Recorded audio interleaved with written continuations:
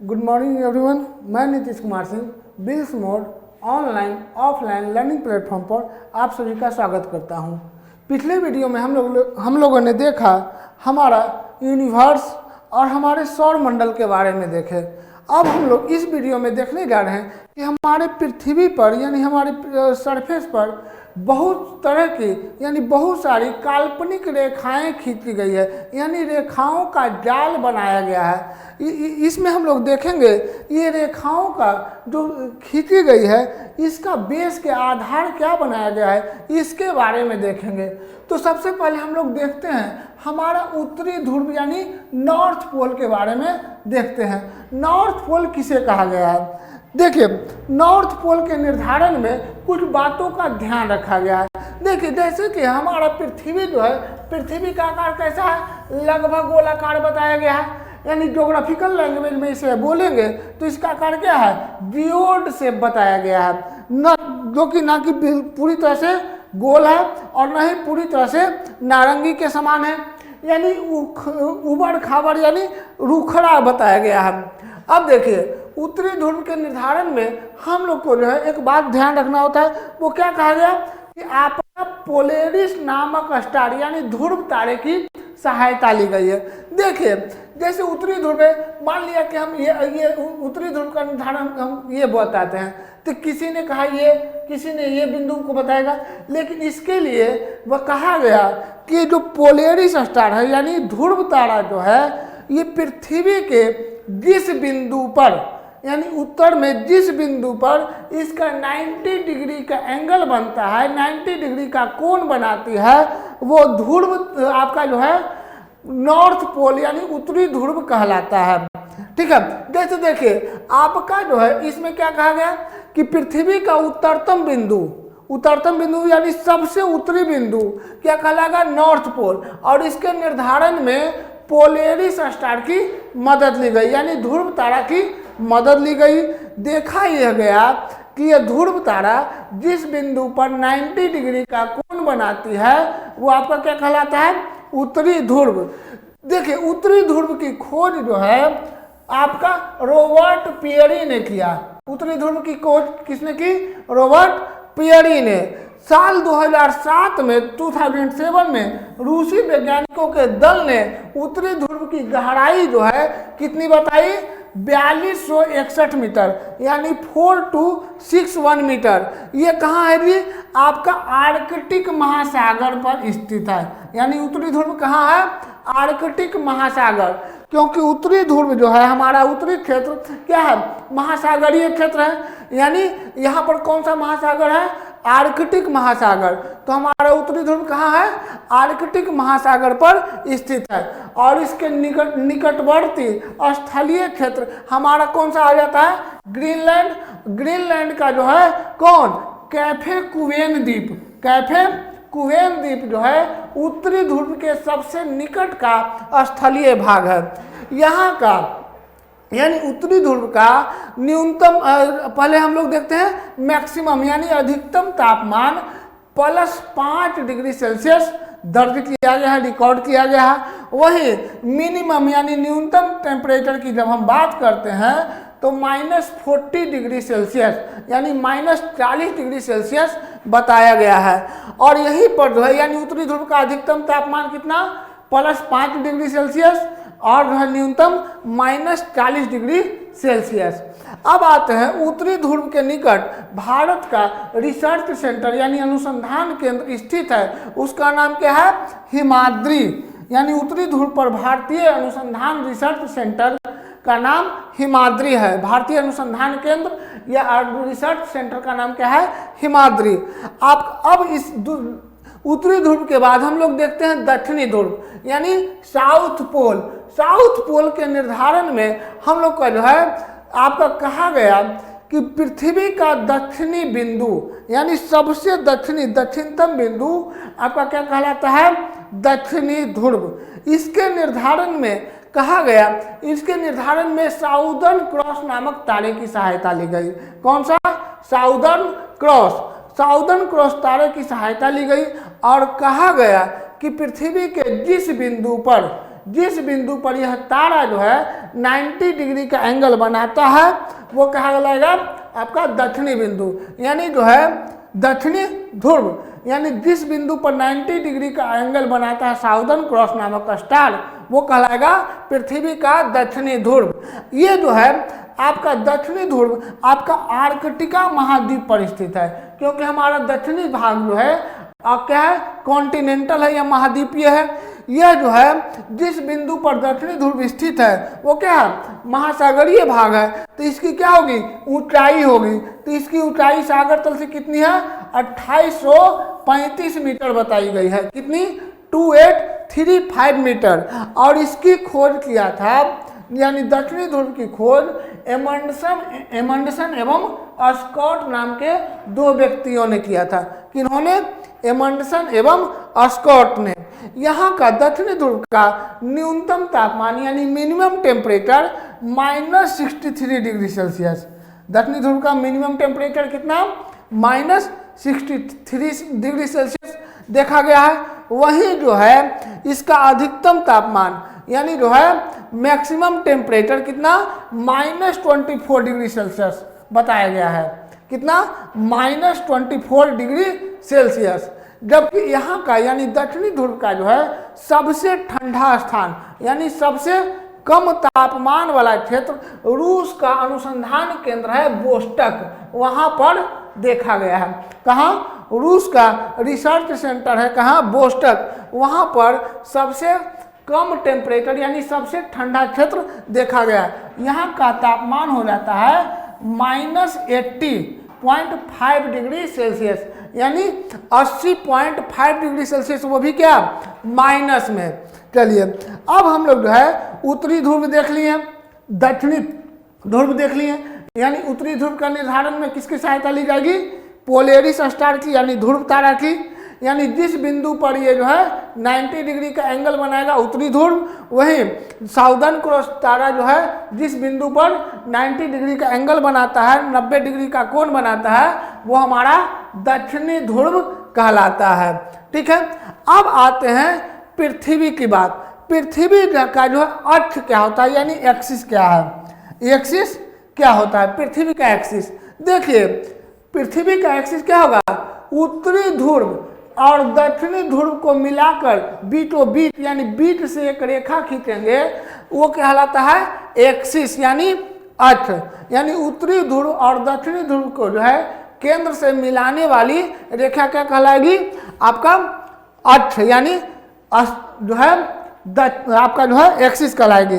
अब देखिए वास्तव में जो है सूर्य का न तो उदय होता है और न ही अस्त, क्योंकि सूर्य जो है अपने जगह पर चमकता हुआ हमेशा चमकता है, जबकि पृथ्वी के घूर्णन गति के कारण किसी स्थान विशेष पर, पृथ्वी के घूर्णन गति के कारण किसी स्थान विशेष पर दिन और रात की घटनाएं घटित होती है। अर्थात जो यानी जिस चेहरे, यदि जो है जो सूर्य के सम्मुख भाग पर सूर्य की रोशनी पड़ती है तो वो कहलाता है दिन, और उसके जस्ट अपोजिट यानी विमुख भाग पर उस समय रात देखी जाती है। ठीक है, पृथ्वी जो है अपने अक्ष पर, यह क्या है पृथ्वी का अक्ष, ये जो नॉर्थ पोल से साउथ पोल को मिलाया गया है। पृथ्वी अपने अक्ष पर 23.5 डिग्री का झुकाव रखती है। कितना, 23.5 डिग्री का झुकाव रखते हैं, जिसे क्या कहते हैं, अक्षीय कोण यानी एक्सियल इंसिडेशन कहते हैं। ठीक है, वास्तव में यह कोण कक्ष तल पर डाले गए लंब के बराबर होती है। ठीक है, और यह जो है हमेशा एक जैसा नहीं होगा।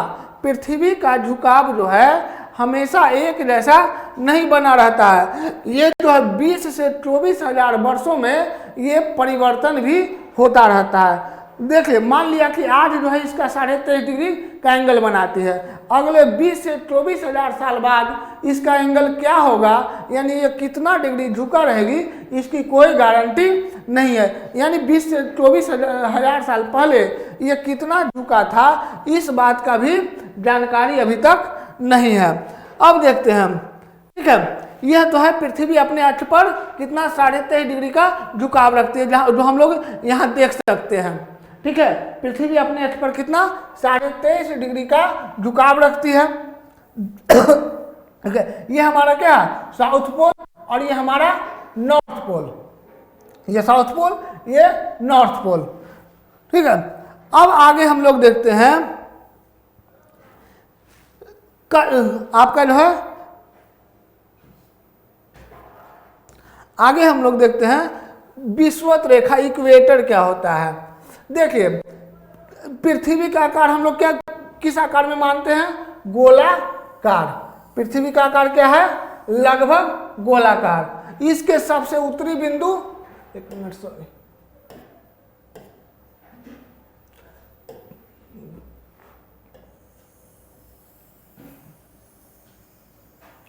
पृथ्वी का आकार किस आकार में माना गया है, लगभग गोलाकार। इसका सबसे उत्तरी बिंदु क्या है, नॉर्थ पोल, नॉर्थ पोल, जबकि सबसे दक्षिणी बिंदु आपका क्या है, साउथ पोल यानी दक्षिणी ध्रुव।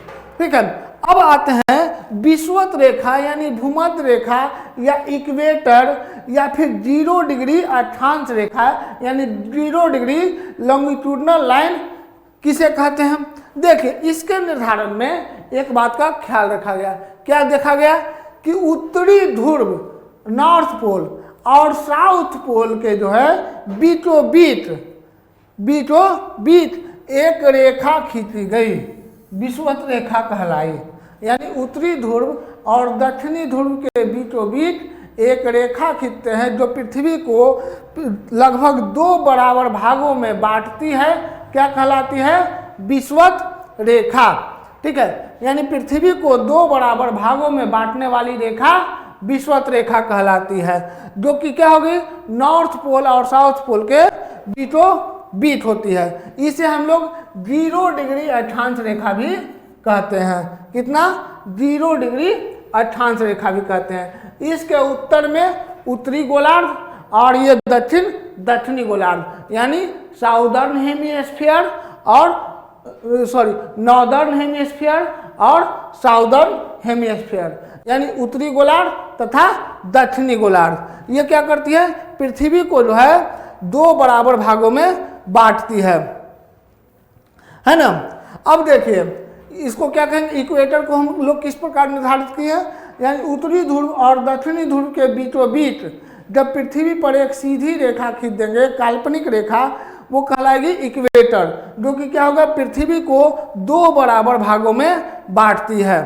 ठीक है, अब आते हैं अक्षांश और अक्षांश रेखा। ठीक है, लैटिट्यूड और लैटिट्यूडनल लाइन क्या होता है, अक्षांश और अक्षांश रेखा। देखिए अक्षांश पहले समझते हैं, अक्षांश क्या है। तो अक्षांश देखा जाता है इक्वेटर के संबंध में। ठीक है, तो किसी इक्वेटर के संबंध में किसी भी स्थान, मान लिया ये कोई स्थान है, ये इक्वेटर के संबंध में किसी भी स्थान से यानी किसी भी स्थान से विषुवत रेखा की जो कोणीय दूरी होती है वो कहलाती है अक्षांश यानी लैटिट्यूड। ठीक है, कोई दिक्कत, यानी जो है विषुवत रेखा से किसी भी स्थान के कोणीय दूरी क्या कहलाती है, अक्षांश। ठीक है, और जब समान अक्षांशों को मिलाने वाली, जब समान अक्षांशों को मिलाकर एक रेखा खींच देंगे तो वो कहलाती है अक्षांश रेखा। ठीक है, यानी समान अक्षांशों को मिलाकर जब एक रेखा खींची जाती है तो वो कहलाएगी अक्षांश रेखा। ठीक है, कोई दिक्कत। अब देखिए यहाँ होता क्या है कि हम लोग क्या देखें, अक्षांश के क्या देखें, विषुवत रेखा के सापेक्ष किसी भी स्थान के कोणीय दूरी को हम लोग क्या कहें, अक्षांश, और समान अक्षांशों को मिलाने वाली रेखा अक्षांश रेखा कहलाती है। इस प्रकार विषुवत रेखा के उत्तर यानी नॉर्दर्न हेमिस्फीयर में लगभग 90 रेखाएं खींची गई है, और ये आपका पोल पर आते आते ये क्या हो जाता है, 90 डिग्री अक्षांश। पोल पर इसे किस नाम से जानते हैं, 90 डिग्री अक्षांश। यानी जो है उत्तरी ध्रुव और दक्षिणी ध्रुव पर दोनों पर इसकी जो है कितनी हो जाती है, 90 डिग्री। यानी दोनों गोलार्ध में कुल 90 रेखाएं खींची गई है। ठीक है, अब देखिए, अब आपसे पूछा जाए कि पूरे पृथ्वी पर अक्षांश रेखाएं कितनी हैं, तो हम लोग देखिए कितना है जी, नॉर्दर्न हेमिस्फीयर में 90, यानी उत्तरी गोलार्ध में 90, तथा दक्षिणी गोलार्ध में 90, ठीक है 90, और प्लस एक क्या है 0 डिग्री अक्षांश रेखा यानी +1, तो कितना हो जाता है 181। ठीक है, लेकिन यहाँ समझने वाली बात यह है कि हमारा जो पोल है, नॉर्थ पोल और साउथ पोल यानी उत्तरी ध्रुव तथा दक्षिणी ध्रुव, ये क्या है, एक रेखा न होकर बल्कि एक बिंदु है। ठीक है, तो हमारा नॉर्थ पोल और साउथ पोल क्या है, एक रेखा न होकर एक बिंदु है। तो इस कारण जो है पृथ्वी पर कुल अक्षांश रेखाओं की लंबाई क्या हो जाती है 181 में से हम लोग क्या करेंगे, दोनों पोल घटा देंगे यानी 2, यानी कितना आ जाता है 179। ठीक है, तो पृथ्वी पर अक्षांश रेखाओं की संख्या कितनी हो जाती है 179। अब देखिए 1 डिग्री अक्षांश के बीच की दूरी यदि धरातल पर मापा जाए तो 111 किलोमीटर बताया जाता है। ठीक है, 1 डिग्री अक्षांश की दूरी कितनी है 111 किलोमीटर बताया जाता है। कहाँ, धरातल पर 1 डिग्री यानी प्रत्येक 1 डिग्री अक्षांश के बीच की दूरी कितनी 111 किलोमीटर। ठीक है, यानी हम लोग देखते हैं कि एक गोलार्ध में कुल अक्षांश रेखाओं की संख्या कितनी 90, और जो है टोटल पृथ्वी पर देखा जाए तो कितना 179। अब आते हैं दूसरा, लॉन्गिट्यूड यानी देशांतर और देशांतर रेखाएं। किसे कहेंगे देशांतर रेखाएं, यानी देखिए अक्षांश में क्या देखे थे, विषुवत रेखा के सापेक्ष रखे थे, यानी उसको आधार मानकर चले थे। उसी तरह देशांतर में देखेंगे दोनों ध्रुवों को मिलाने वाली रेखा, यानी नॉर्थ पोल और साउथ पोल को मिलाकर जब एक रेखा खींचेंगे तो वो कहलाती है देशांतर रेखा, यानी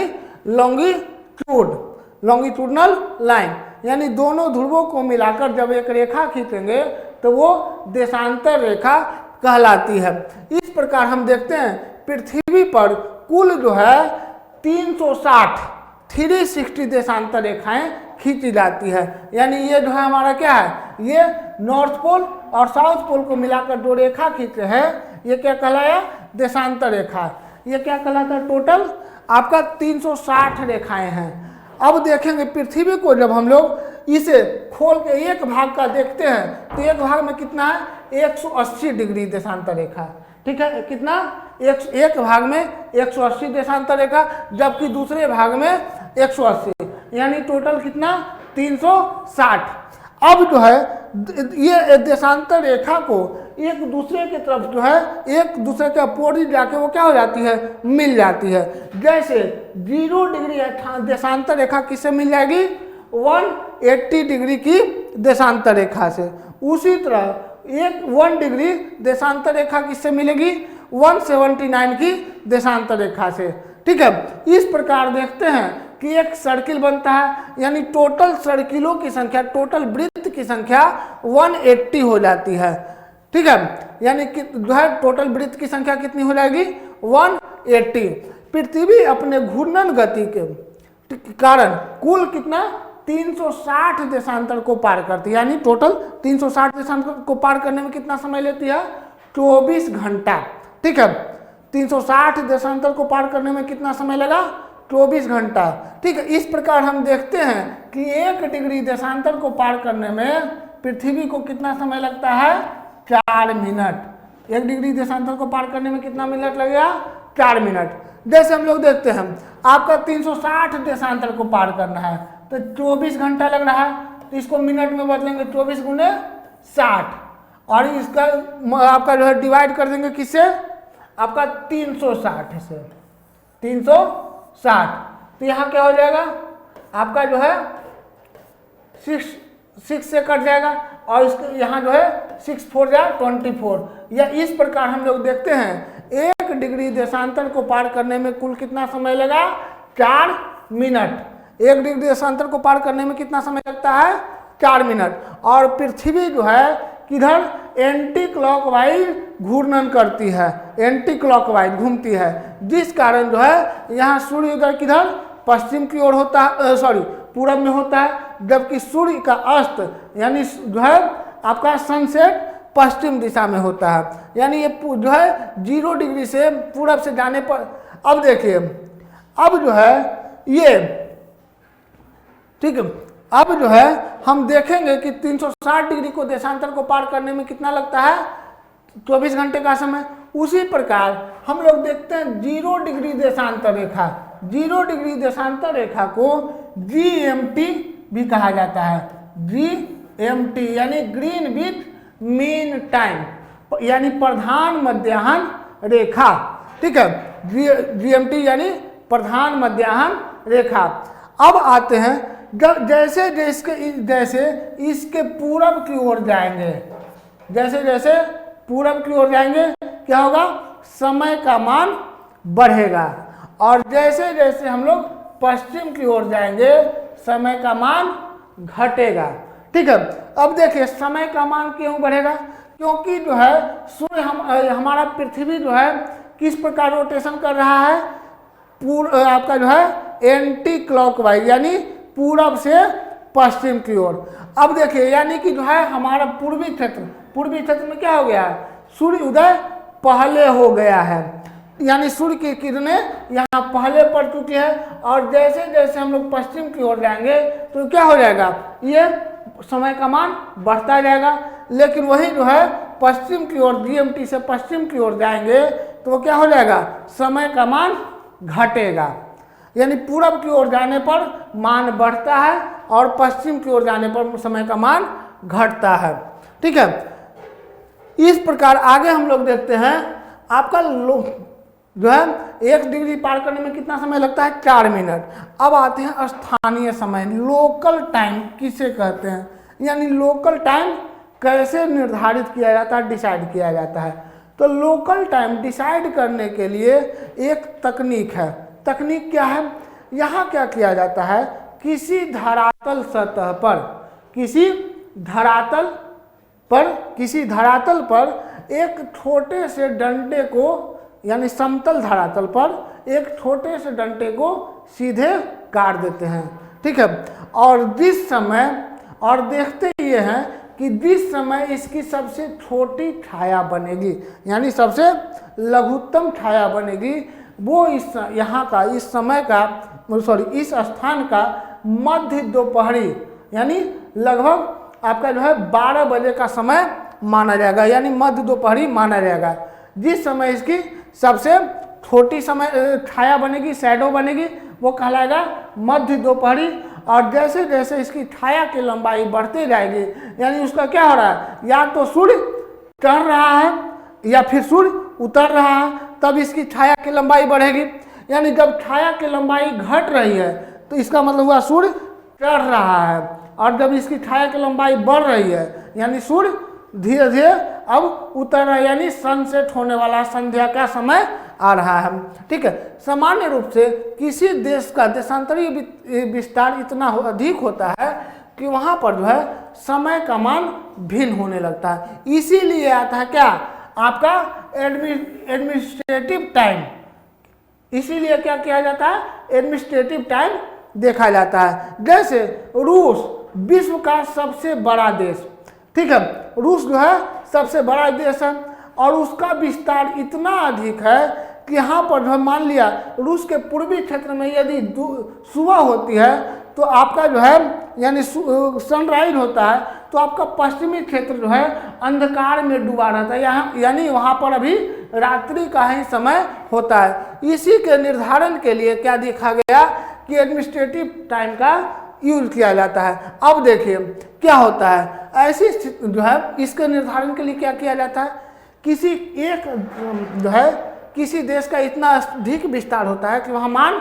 अलग अलग होने लगता है। इसीलिए क्या किया जाता है कि किसी जो है एक स्थान को, किसी एक स्थान को उस देश का प्रमाणिक समय माना जाता है।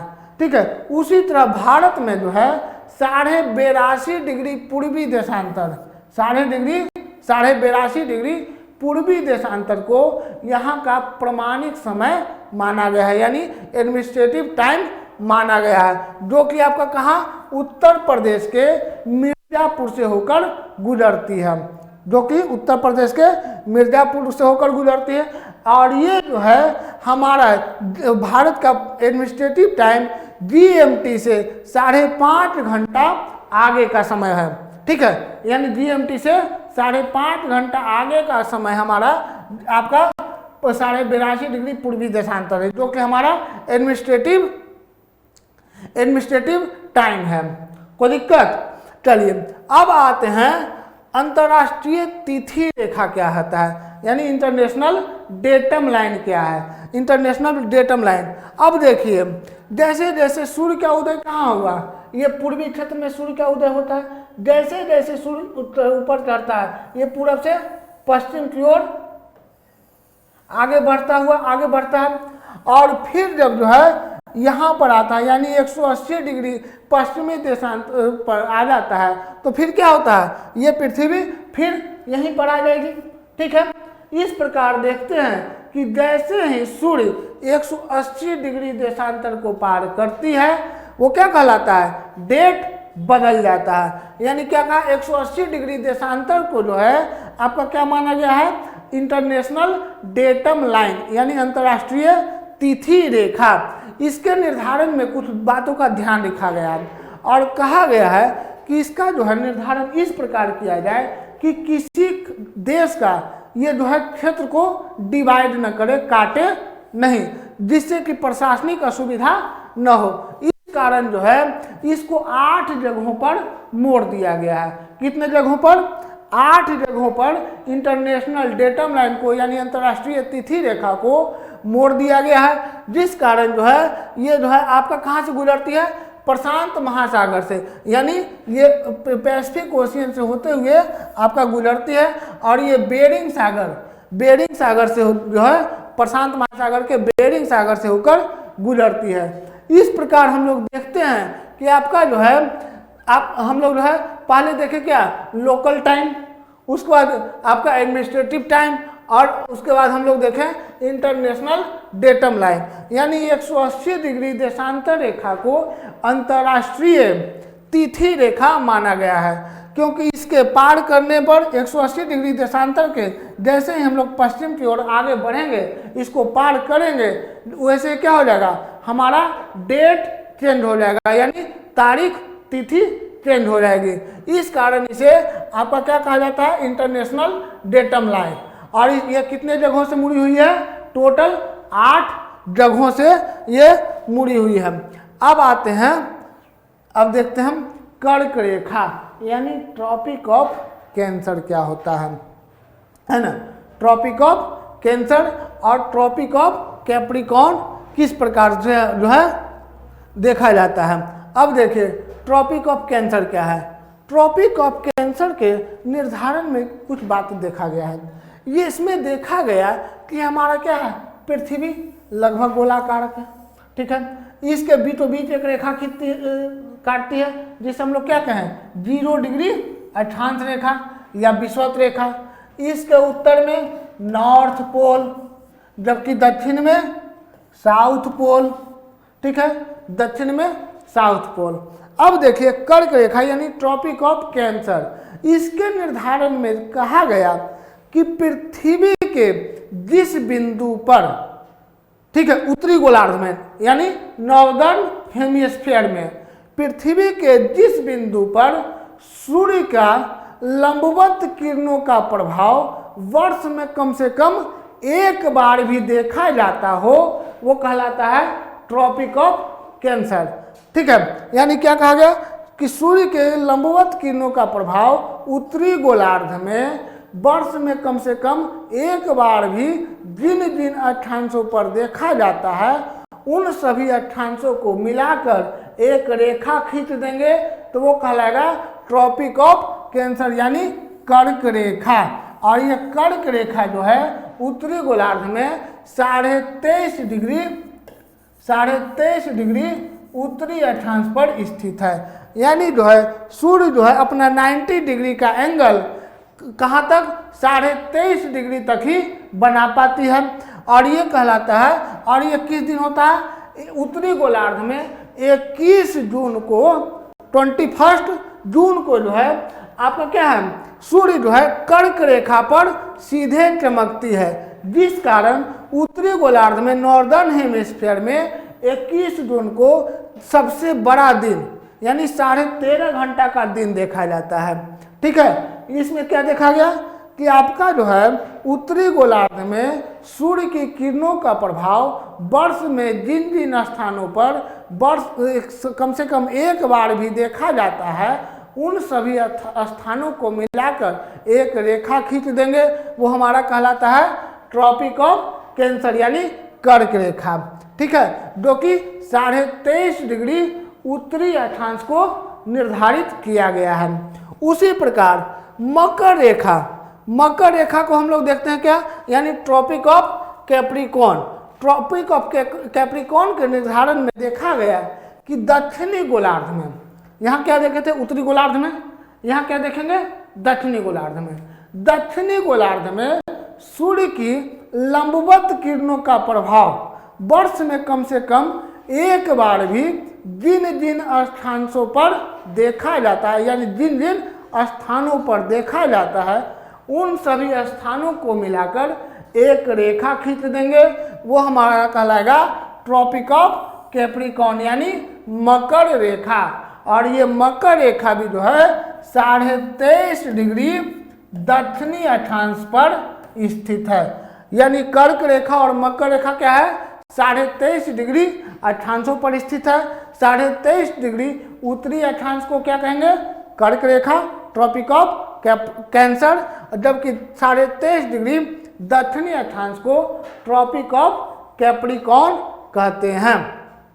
ठीक है, अब आते हैं, देखिए हम लोग क्या देख लिए, कर्क रेखा और मकर रेखा के निर्धारण में कोई दिक्कत, यानी साल में कम से कम एक बार भी जिन स्थानों पर उत्तरी गोलार्ध में सूर्य की किरणें लंबवत पड़ती है, यानी 90 डिग्री का कोण बनाती है, उन सभी स्थानों को मिलाकर एक रेखा खींचेंगे, वो कहलाएगी कर्क रेखा। वहीं दक्षिणी गोलार्ध में जहाँ पर सूर्य की किरणें वर्ष में कम से कम एक बार भी 90 डिग्री का एंगल बनाएगी, उन स्थानों को मिलाकर रेखा खींचेंगे तो वो कहलाएगी मकर रेखा। तो आपका जो है सूर्य की लंबवत किरण यानी 90 डिग्री का एंगल उत्तरी गोलार्ध में कब बनाती है, 21 जून को।